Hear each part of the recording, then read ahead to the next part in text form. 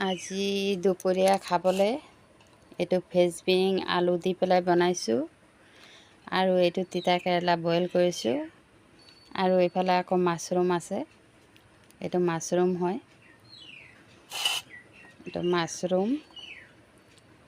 এইটো মাছৰুম খাই কোনে কোনে ভাল পায় ক'বচোন।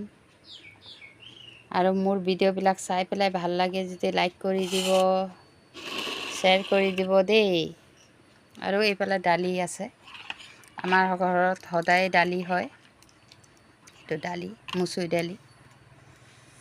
আজি কাৰণে ইমানেই। আজি ৰাতিপুৱা একো কৰাই নাই, অকণমান বজাৰ ফালে গ'লোঁ।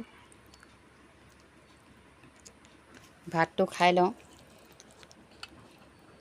তিতা কেৰেলাটো আগত খাব লাগিব।